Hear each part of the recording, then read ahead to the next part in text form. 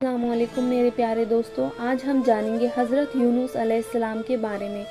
تاریخ میں اشوری قوم ایک عظیم اور طاقتور قوم کی حیثیت سے جانی جاتی ہے جس کا حکومت اشور تھا۔ اشوری ایک بنی اسرائیل کے نسل سے تعلق رکھتے تھے جو بقتے نسل کے حملے کے بعد غلام بنا کر بابل اور عراق لائے گئے تھے۔ اس زمانے میں دریائے دجلہ کے کنارے ننوہ نامی ایک چھوٹی سی بستی تھی۔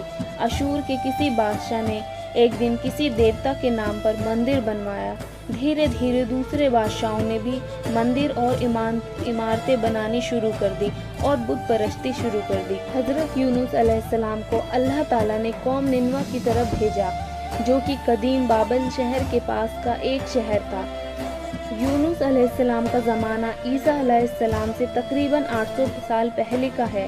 یہ قوم بھی بت پرستی تھی اور انہوں نے لگ بھگ 1 لاکھ بنی اسرائیل کو قید کر کے رکھا تھا۔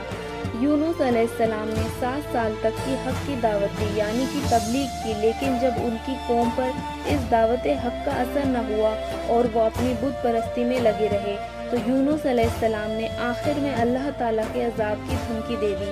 ان کی قوم نے پھر بھی پرواہ نہ کی۔ جب عذاب کے مقرر وقت قریب آ گیا اور عذاب کے اثر نظر نہ آئے تو یونس علیہ السلام اللہ تعالیٰ کی اجازت کے بغیر ہی اپنی قوم کو چھوڑ کر چلے گئے۔ ادھر جیسے ہی یونس علیہ السلام اپنی تشریف لے گئے تو ان کی قوم پر عذاب کے اثر نظر آنے لگے۔ کالے کالے بادل چھا گئے، گھنا کالا دھواں ان کی قوم کی طرف بڑھنے لگا۔ قوم نے یونس علیہ السلام کو تلاشنا شروع کیا لیکن وہ نہیں ملے تو ان کی قوم خود ہی اپنے بیوی بچوں اور یہاں تک کہ اپنے جانوروں کے ساتھ ایک میدان میں جمع ہو گئے اور اللہ تعالیٰ کی بارگاہ میں رو رو کر اپنے گناہوں کی معافی مانگنے لگے۔ اللہ تعالیٰ نے ان پر سے عذاب کو ٹال دیا۔ کسی بھی کافر قوم کی تاریخ میں اور اللہ تعالیٰ کی سنت جاریہ میں یہ پہلی مثال ہے کہ عذاب دیکھنے کے بعد کسی قوم کا ایمان لانا فائدہ مند ثابت ہوا۔ اللہ تعالیٰ کا طریقہ یہی ہے کہ ایک بار عذاب کا وقت مقرر ہو جائے تو پھر ٹالتا نہیں۔ یونس علیہ السلام اپنی قوم سے دور چلے گئے لیکن وہ آتے جاتے مسافر سے اپنی قوم کا حال دریافت کرتے۔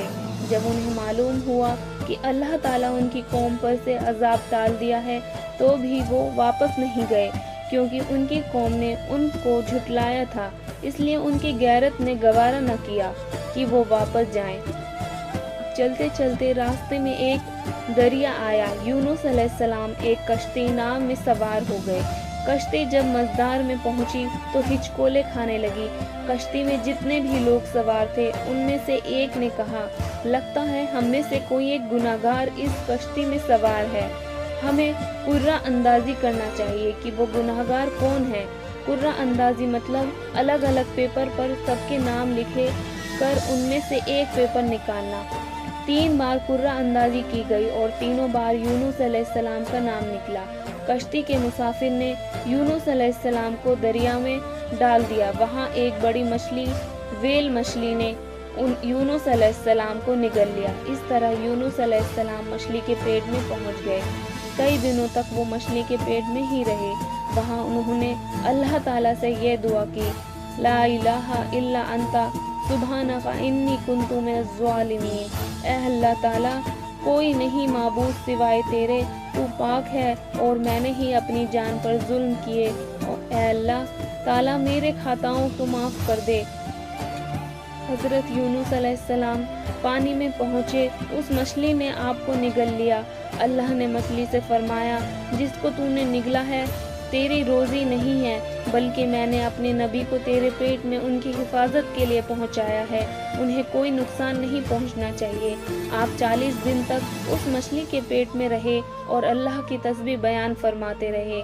آپ مچھلی کے پیٹ میں رہتے ہوئے بھی لا الہ الا انت سبحانک انی کنت من الظالمین پڑھتے رہے۔ اس تسبیح کی برکت سے اللہ کریم نے آپ کی ساری مشکلیں آسان فرما دی اور اس کے بدولت آپ کو 40 دن تک ہر وقت خون ملتا رہا۔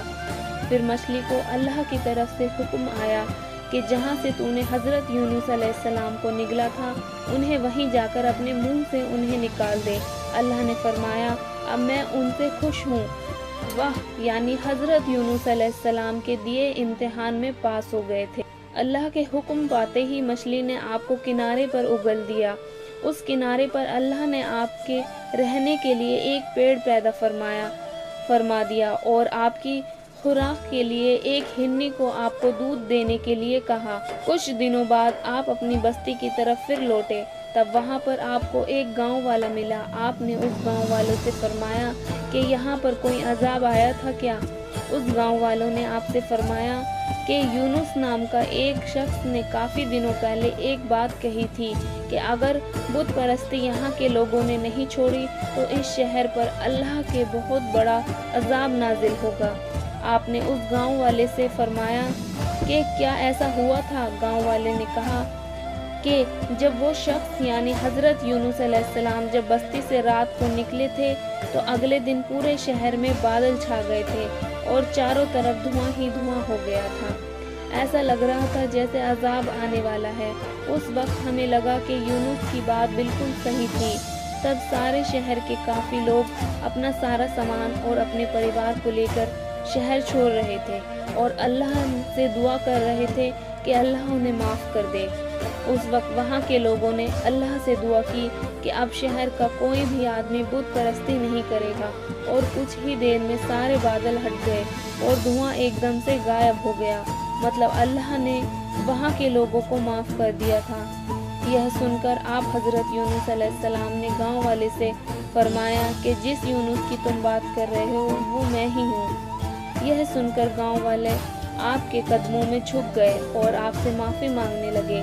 اس طرح آپ واپس اپنے شہر کی طرف لوٹے۔ اس کے بعد آپ نے وہاں پر اسلام کا پرچہ لہرایا اور وہاں کے سبھی لوگوں کو ایک اللہ کی عبادت کے لیے بتایا۔